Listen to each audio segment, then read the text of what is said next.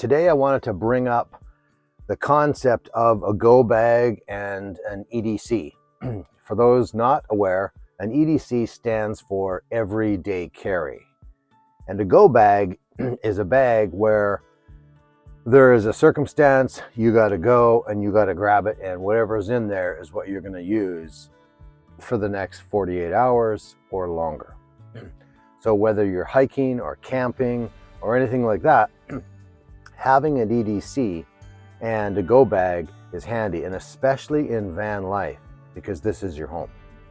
So there's a lot of considerations to think about. So in a van, I've outlined these different topics. You're going camping and you're going to bring an EDC and a go bag. Okay, whatever you're going to take there. And an EDC is what you would take with you in a fanny pack for the day. Maybe some water, maybe some meds if you need them, or some bandages. You might have your keys, your wallet, not too much. It's going to be pretty light. So if you're going camping, you're going to be carrying whatever you're going to be carrying. House sitting, that's going to be a little different. Your van's probably going to be parked in the driveway, so you don't need much to bring into the house. But if you're stranded in the wilderness and you run out of gas, or you're stuck in the dirt and you need to get out, how do you do it, right? So if you don't have cell phone, you've got no coverage in that area, you can't get help, you got to hoof it. What are you going to take with you? And you got to bear in mind, you're leaving your home behind. So that means anybody could enter that home. So you might have to take things out of there, and you might have to bury them and hide them in some places, some valuables that you can't carry with you. So you've got to make those decisions. Thinking about it now helps you be organized in a time like that, if that should happen. Hopefully it won't. Now then also, what if your van breaks down? Then you've got to decide what you're going to take with you, and you've got to phone your tow truck driver to come and get you if you're in range in that circumstance. And not always do you get to travel with the mechanic or the tow truck. So you might have to get a cab or arrange some other kind of way to go. You might end up going to a hotel or a motel or a B&B or something like that. Same with if you have an accident. You might have to improvise quite a bit. So you better have enough money saved up for something like that. You might be able to negotiate a situation where you can stay in the mechanic's property in the van at night, but not in the day when it's being looked at or worked on, something like that. You might be in the hospital. What if your van is stolen? Then you're only going to have what you have on you at the time. That's your EDC. Or what if your van is broken into? Same thing. What do you have on you? That's all you're going to have. Now, this is all about these topics here, 1, 2, 3, 4, 5, 6, 7, 8 of them, are all about if you're returning to your van, what are you going to do? How are you going to proceed until the van and you can reunite and be happy? Me, the van, the happy and safe in the middle. Okay. Now, what about if you're not returning to the van? What if somebody steals it, you're probably not returning for a while unless they can find it fast. But another example would be, what if it's World War III? Okay, things are locked down, there's no gas. You're either going to take your van and hide somewhere, or you're going to go to a safe place, an organized place, or you're going to be just lumped in with the masses and you have to sort that out. And you may run out of fuel, and then you've got to decide, do I leave it or do I not leave it? So that's a serious situation there. Another one would be if there were natural disasters. Say there was a volcano when you were in Yellowstone or something. Earthquake would be another situation. Bridge goes out and you're stuck and you got to get off. Or say you're in the woods and there's a forest fire and you get surrounded and you can't get your van out, but you can climb over that hill and escape. Or say you were on the coast and there was a huge tsunami and you got locked in traffic and you can't get out. You got to run. You got to leave the van and you got to cruise. You might have to abandon your van. So being able to consider all these things helps you plan ahead, more organized in your mind, and you've kind of rehearsed what options and choices you could take. The last two worst case scenarios would be, okay, say there's a zombie attack. You're going to go as far as you can until you run out of gas, and that's all you got. And so you have to deal with your DC and then your go bag at that point. And the last case, the absolute last, is 2 phases. What if there's an alien attack? What are you going to do? Or what if there's an alien rescue? Okay, so if you get rescued by the aliens, you got to have a go bag and a DDC because you're going up and you don't know where you're going just yet. You don't know. But if it is an attack, you're going to be underground or you're going to be running or doing whatever you got to do. So trying to cover all the bases here. How should you pack your bag? By looking at a pack sack from the outside, the heart side, which is your left side, is going to do well by having your first aid, your water, your food, toothbrush, and your soap. Maybe a towel too, a small towel that can double as insulation around you if you need it. You could dry off with it. Obviously, you can signal with it. It's got more than one function is the point of making it. So what color is the towel? That could be important to you. Also, I put it on the left side of the pack. That's your heart side, having your medicine and all your things related to living on your left side. And now some packs have an outside pocket, so you can put some stuff in there so it's easier access. And some you'll have to put it on the inside of the pack. I do bring with me this is a protein powder company. And it's a meal replacement actually. It's 240 calories in 2 scoops. And so it's designed to have a ton of vitamins and minerals in it. So as a survival food, I mean, it's not designed for that, but I use it for that. And it's in this pack, in this bag, which is, can make it up smaller, could even change the container size. That's 15 drinks in that. So that's, if you had one a day, that's 2 weeks worth of food right there. So there's different ways of how you can look at it. You don't necessarily have to go with sugar and carbs, because a lot of times you're gonna peak and low, high and low with your energy. And if you're gonna have water, you gotta have the right kind of container as well. Do you need to filter it? Do you want to carry a whole bunch? What kind of filtering do you have? How many days are you gonna need it for? Gotta kind of think of these things ahead of time. My first aid kit is kind of small. It's got, scissors and a finger broken splint thingy. I don't have a tourniquet. I got to upgrade to that. Got tape, lots of different bandages and gauze. You can bring paint sticks, stir sticks, which is interesting because they're made out of wood, so they're great fire starters. You can also use crayons, wax crayons, light the paper. They'll help start as a fire starter as well. It's another option. In mine, I've got this. It's such a light deal, but it's perfect if you do cook some food or need to put it over the fire. You can always make one like that while you're on the road, but something like that is so light. Who needs the extra headache of looking for a stick and then I'm going to cut it up and then shave it and do all this other stuff. Also with tent pegs. If you carry a handful of tent pegs, that'll help you out. You could make them in the woods, but to save your time, if you're going to take down your tarp and then go to the next place in the next day, you're going to bring those or you're going to make some new ones in the next place. So you might as well just keep your spikes and take them with you. Make sure they're good quality. The right side I've reserved for survival. You're right-handed, maybe you're left. That's your strength side, your strong side. There's your tools, your knife, your handsaw. You're going to have your lighters for fire. All the things that are going to be gloves, going to be connected to that. I also have a book, small little book. It's got survival tips all through there. Yep. Things for in the woods.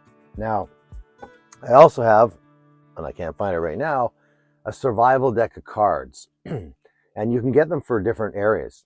And each suit deals with a different season, that's it. And then the different topics within that season. So that's another way of looking at how to do stuff. On top of that, you also need to be worried about your flashlight, lights, glow sticks. So I have a flashlight here and glow sticks, 20 different ones. I also have ones you can hang in trees, different colors. So I cover the bases with that kind of thinking. I have connected to clothing, I have a bandana, and I've also got this bandana has has all the constellations, so you can read them at night and get an idea about them. So that's something that might help you in the day if you don't have a compass or you get turned around and your map's not working right. And so in the top, you should have your glow sticks, your comms, if you've got radio walkie-talkie set up, and maps, of course, too. Gloves, I mentioned earlier, I've got 2 kinds of gloves in mine, leather gloves and then just rubber palm gloves, so you avoid slivers and things like that. This is for if you're working around fire more. So, and you can customize it obviously in quite a few different ways. Now, as far as knives go and tools, so this is a knife that is a folding knife. Okay, you can do some things with it, but ultimately a knife that has a full tang, and if you're not familiar with full tangs, here's a knife, has a full tang. The knife runs all the way through the handle, all the way. It's one piece with two sides. This is a knife I use for snorkeling and for kayaking. It won't rust. It's not too big, but it does the job for as a tool. Can do a bunch of things. You can use it to protect yourself or as a tool. Another knife here is one that is designed to use a striker, which the striker has fallen off somewhere. It's probably in the pack, and use it for striking, and it creates sparks. So very good to have as a backup to your lighters. And a tool, now this is a puny little thing. I'm in process of rebuilding my Go Bag, but like a Leatherman style thing, where if you need to grab some pliers, you might have some other things that you think you need. That's an idea. And you're keeping all those together on the right side. Again, your lights and your comms on the top of the pack. And then, of course, in the middle, clothing and the 3 sleeps. What you're going to sleep on, what you're going to sleep in, and what you're going to sleep under. So how you're going to work your bivvy and your sleeping bag, or if you don't, maybe you just have a quilted blanket, or maybe you don't have anything. Whatever it's going to be, you're going to sort that out in the bottom part or middle of the pack in some way. And clothing, circling back to that, like this here is a merino wool t-shirt. I have merino wool socks and underwear and long sleeve shirt as well. Now, the reason it's merino wool is I was looking into how do National Geographic cameramen, people who are spending weeks and weeks in the wilderness, what do they take? What helps them out in these circumstances? They're not bringing big packs because they're bringing lots of camera equipment. They're trying to be stealthy at that. It turns out merino wool is the fave because it keeps you warm in the winter, keeps you cool in the summer. It's always wicking moisture off your body. BO is basically non-existent from what they say. You can wear it day after day after day after day and use it for a long period of time before you have to wash it. Because in their case, that's what they're doing. So it's better than cotton. Cotton gets cold and wet and hard to dry out, so it lowers your body temperature. And what's really important is hypothermicness or hyperthermia. You got to be aware of what season you're in for the time of your journey, whatever that is. But if hypothermia is a main consideration, then you want to be very careful about all your choices because that's important.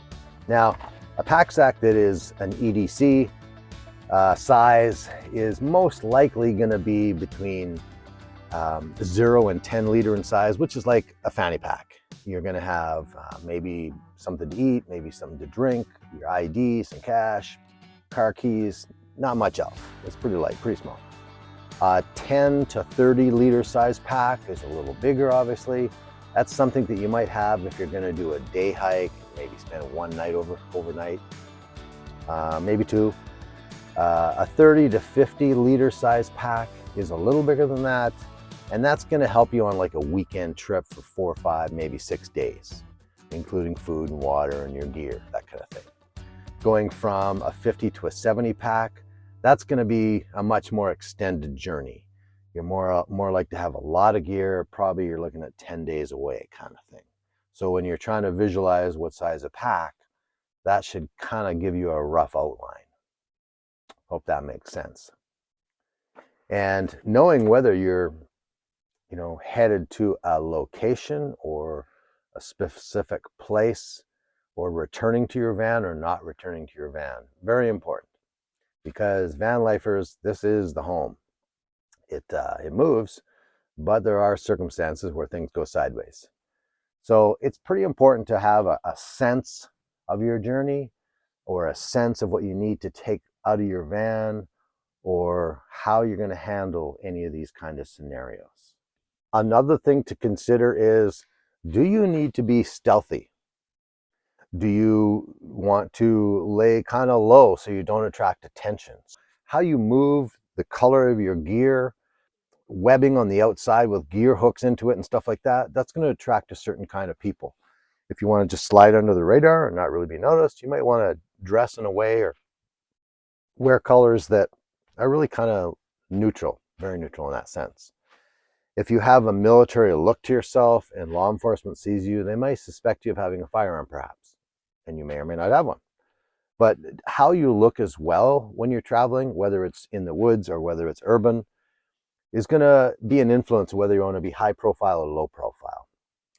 If there's zombies are chasing you, I guess it doesn't really matter. If it's the UFOs, it really doesn't matter there either. But if you're in a panic situation and people are really in a fearful mindset, they might be looking to prey on people. And so that's always a situation to consider when you're going into new areas. You don't necessarily know the lay of the land, and you don't want bad guys to prey on you. So carrying your demeanor and how you present yourself could also affect your journey on foot. So things to consider, just different ideas. And another thing about hypothermia is it also is a key factor of stress. If you stress out more and you shallow breathe, you're not going to get enough blood, you're going to lose body temperature, or it's going to affect how you feel when you have a low body temperature. And if you've got less circulation and you're losing body temperature and your heat, that's not good. Because if you start to breathe shallowly and not getting enough oxygen, that's going to affect your thinking, because you're going to have a rapid heart rate. And if you're not thinking properly, you're going to make poorer choices. And so it's been shown time and time again, if you have a calm, cool, collective mind, you're going to breathe better, you're going to make better choices, you're not going to act too rashly or too much in a hurry and panic, and you're going to have a better posture, and then you're going to move more efficiently. All based on having a calm, clear mind, being able to breathe properly, being able to move better, channel your energy more efficiently. So it is important to establish a clear mindset, and a part of that is having a plan. If you've already rehearsed ideas that you might have to deal with, then in your plan, you can account for certain things, there's bridges or hills or the area that you're going to be in, or you're going to go from here to there, whether it's an urban journey or a wilderness journey. You'll be able to take all these things into consideration. If you do think of protection in the firearm direction, you got to sort that out with your carry and conceal or whatever your licensing is for the area that you're in. But otherwise, you'll be able to make do with your knives for survival, for cooking, for whatever you need to do, and handle yourself that way. And that kind of wraps it up. That's all I can think of right now.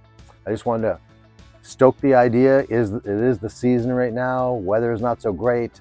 A lot of things can happen on the road. Play it safe. Keep your contacts with you. Know the areas you're going into. Have the contacts for those numbers, not just 911.